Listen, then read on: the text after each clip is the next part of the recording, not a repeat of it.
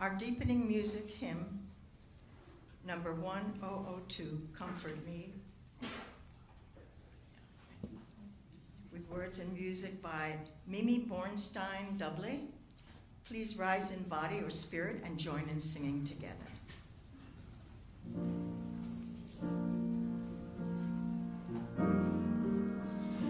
Comfort me, comfort me, comfort me, oh my soul.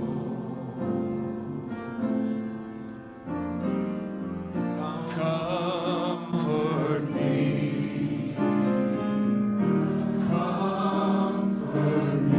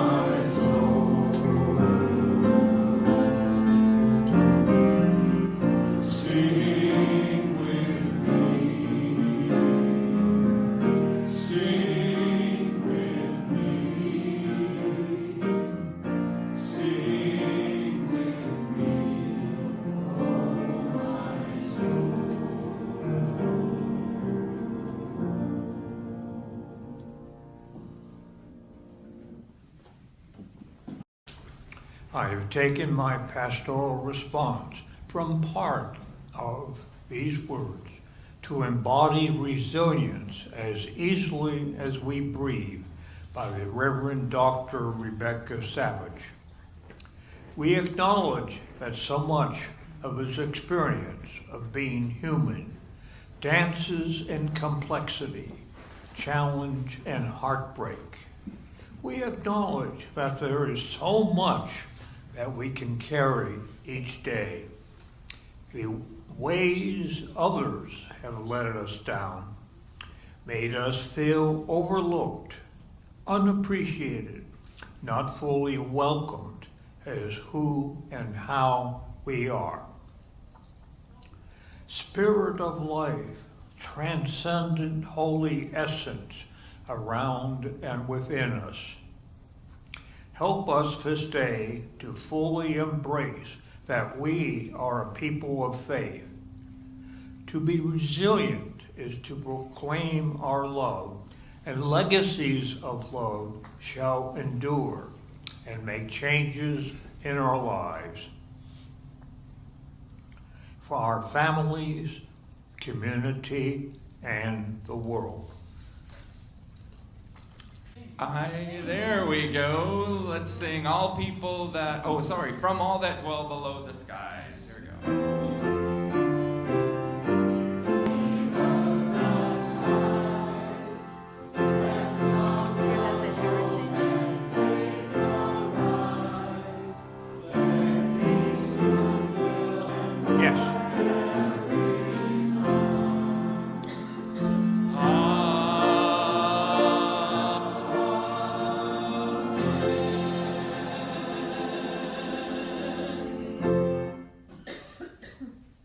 Each week at Rivergrass, to better know ourselves and our faith as Unitarian history as we speak. Our heritage this morning is Ed Rogers. This photo shows him in his wheelchair that he controlled with a puff tube. Ed Roberts is often called the father of a disabled independent living movement. Now, he contracted polio when he was 14 and spent many years after that in an iron lung. A respiratory quadriplegic, his career as an advocate began when a high school administrator threatened to deny him his diploma because of education requirement. In 1962, Roberts applied to the University of California at Berkeley. Upon learning that Roberts had a severe disability, one of the UC Berkeley deans famously commented, "We've tried cripples before, and it didn't work." It was decided that the only feasible living arrangement would be a room in student health. By 1968, there were 12 severely disabled students living with them. A sense of unity and self-confidence gradually developed among them.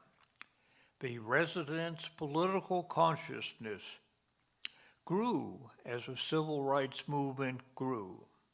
The disabled students became aware of a degree to which control over their lives had been taken over by medical and rehabilitation of education.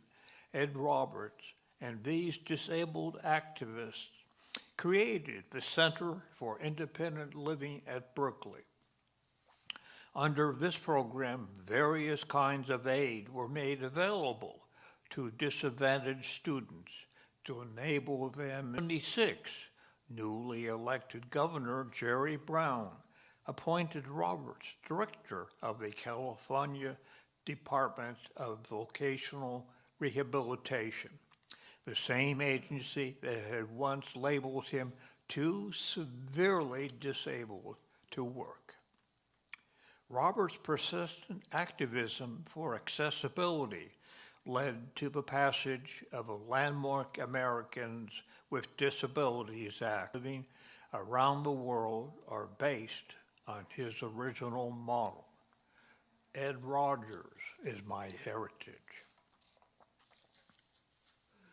Making history is our hope. The UUA's Uplift Access and Gretchen Mound, their accessibility resources coordinator. Uplift Access provides resources to being Braille Literacy Month. They are highlighting the access needs of people with low vision or blindness, improving accessibility for folks whose vision loss is an important way to provide radical welcome and inclusion in our congregations.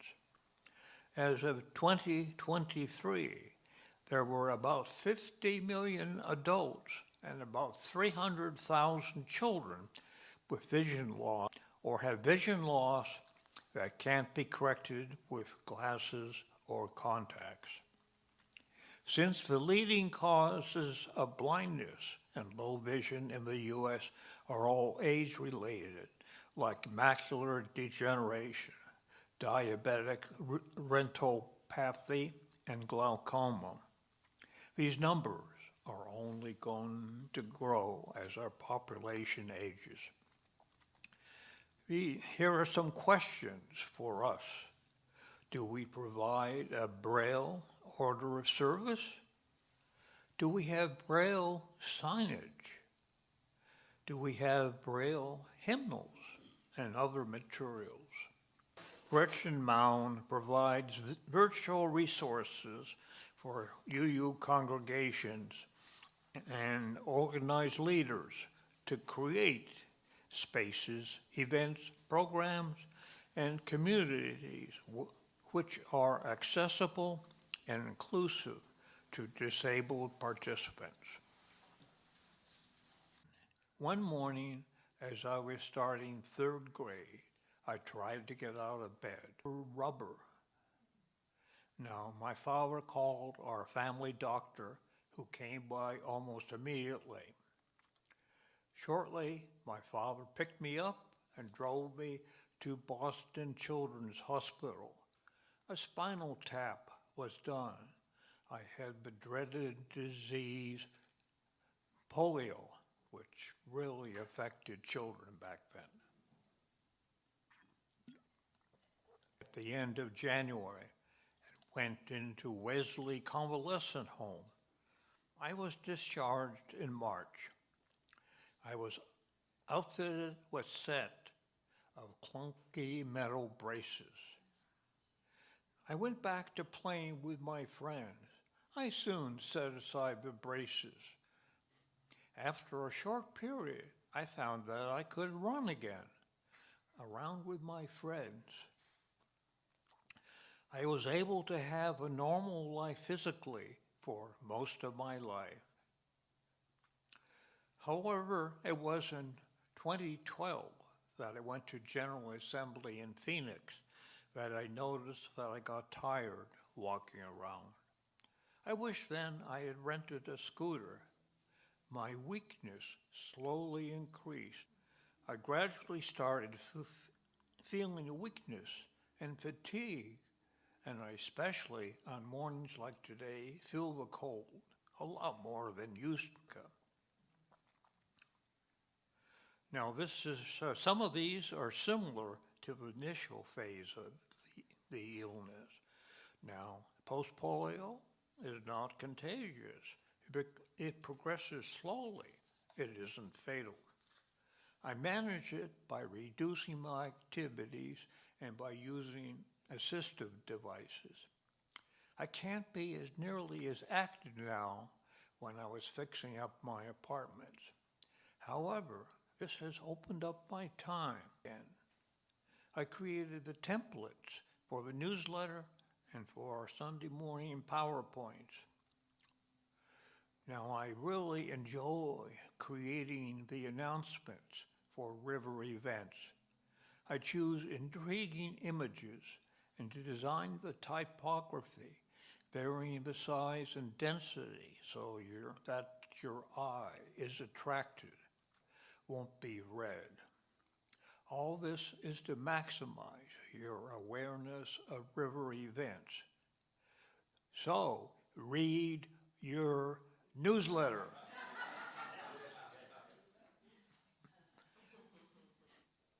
I've also started painting again. I have an easel that goes on my dining room table. Now, I started art years ago in university. I worked my graphic art skills to create for River of Grass. My disability is a blessing, for it has opened up my creative self. When we are young, we are taught to look away from disability, not to stare. People walk by with their eyes averted. Is that disability is a medical diagnosis, a problem to be solved, rather than a dimension of human diversity.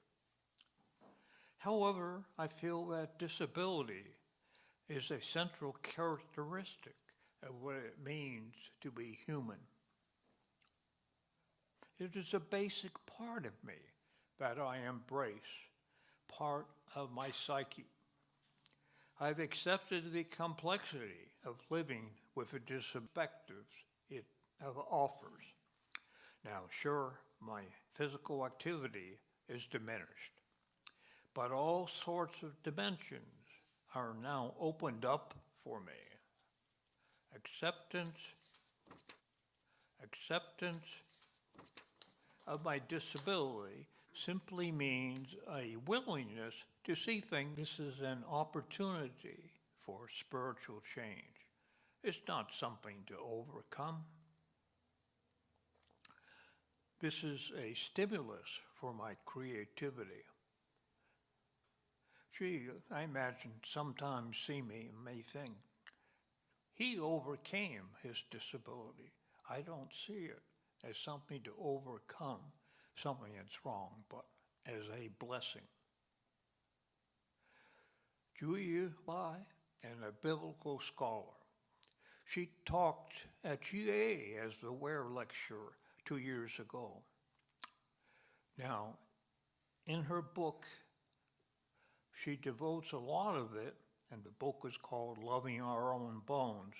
She examines the Bible through the lens of disability. The time-worn parts where God cures a lame or blind person. Rather, she delves into how prominent biblical prophets use their disability as energy for transformation. Now, the primary example of this was Moses. Could the most important biblical prophet stutter? Now, how many of you stuttered? I did when I was growing up.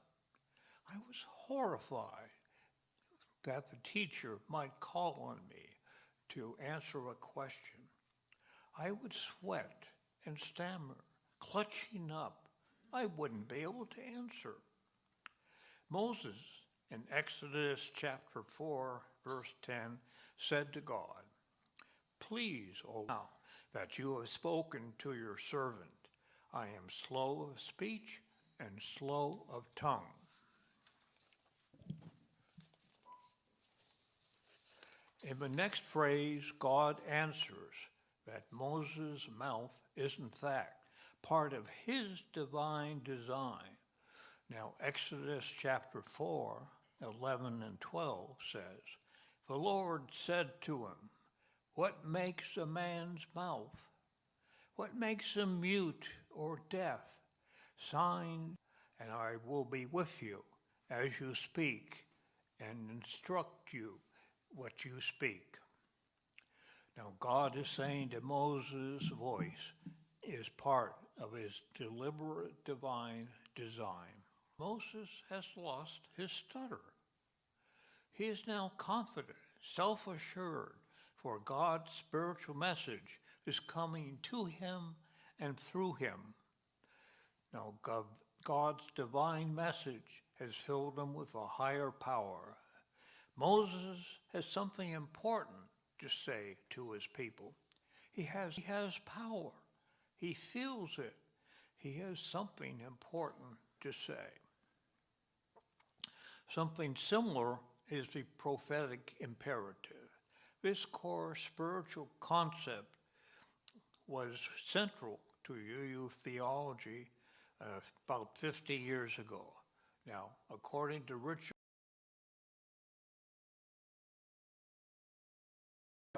and foretells the future. An imperative means that we have an obligation to act. This is analogous to transformation. Moses was transformed, and Siddhartha Gautama became transformed. Every Sunday we hear our worship leaders say at the end, "Let us hold before us a vision of our world transformed and dare to transform ourselves to make it so."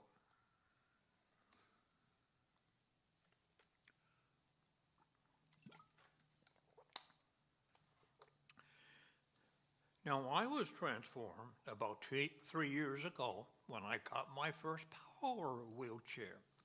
I could fly. I could walking using my rollator. Now I had freedom. Now, I have always felt awkward dancing, shy. Now, on wheels, I feel free, not inhibited. I twirl around with abandon. I finally. Now, my wheels are now she. She is a loving, living being. Perhaps you could give me my new featherweight carbon fiber wheels a name. I would love to name her, and I would really, really love any suggestions you can give me. When I am wheeling, and pay attention to the ground in front of me. But yes, my disability is a blessing. Roll on.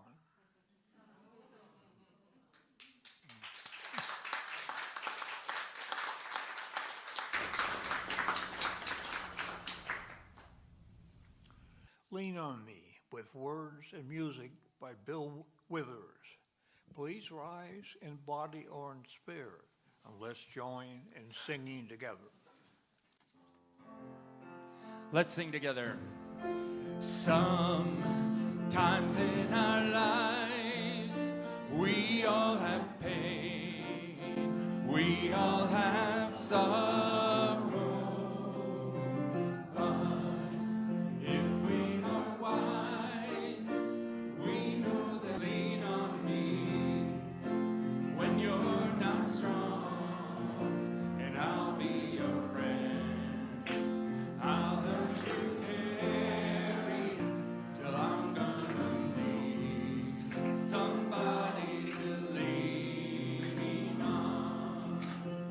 Please swallow your pride if you have things you need to borrow. For no one can fill those of your needs if you don't let show me your friend. I'll help you carry on, for it won't be long till I'm gonna need somebody to lean on. If there is a load you have to bear that you can't carry, I'm right up the road. Call me, lean on me when you're not strong, and I'll be your friend. I'll help you carry on, for it won't be long till I'm gonna need somebody to lead. Just call on me. Here we go. You just call on me, brother, if you need a hand. We all need somebody to lean on. I just might have a problem that you'd understand. We all need somebody to lean on. Our closing words today are May Resilience Cascade by the Reverend Dr. Rebecca Savage. We have blessed each other with word and song. We have embraced the greater truth of the resilience, one that is terrifying to systems that would keep us isolated, afraid, and angry. For when we come together, remember who we are and whose we were. We are a living tradition of people who love fiercely, serve mightily, and journey humbly with the spirit of love.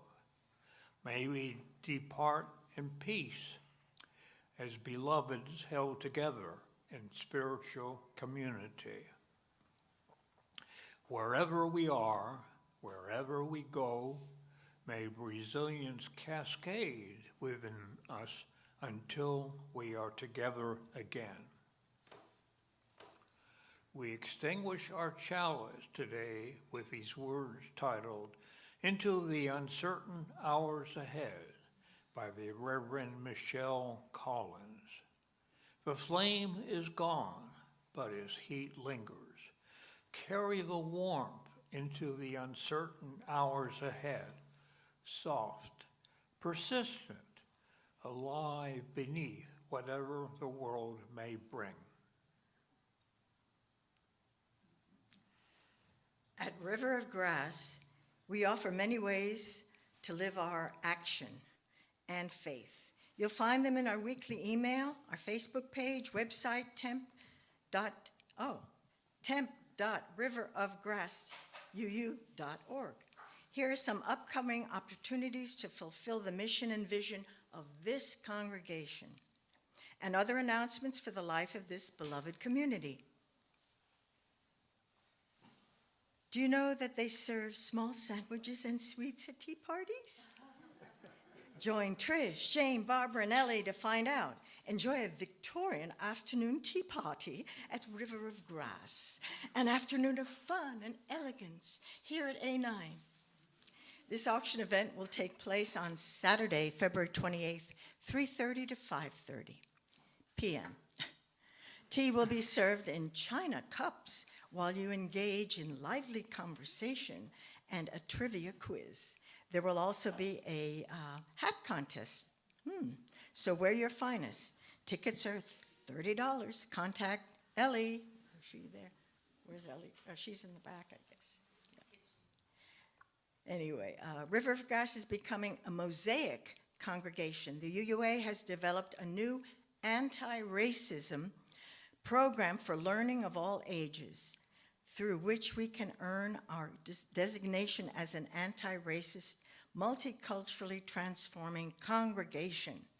Adult classes will begin February 8th, 12 to 1:30 p.m. here at A9 after service. There are 14 sessions, but they do not build on each other, so it's okay if you need to miss one. Drop-ins are also welcome.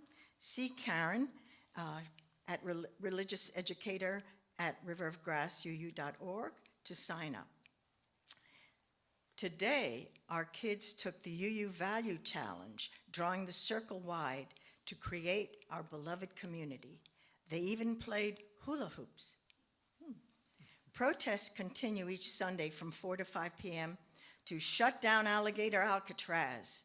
When we have a group to carpool, we will meet at River of Grass at 2:15 and depart by 2:30. Please contact Andy Bunce. Andy here today? Oh, yeah. Okay. Or Susan Scotch Bajarano for carpooling details. Okay. For those who are attending on YouTube or do Facebook or Instagram, like and subscribe with them. Help us increase our visibility on social media. I invite you to stay, enjoy coffee, great snacks, and fellowship. The River Way. That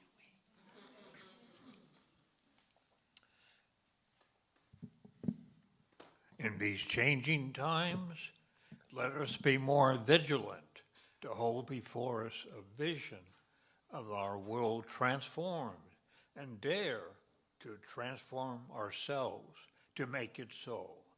Until we meet again, shine on.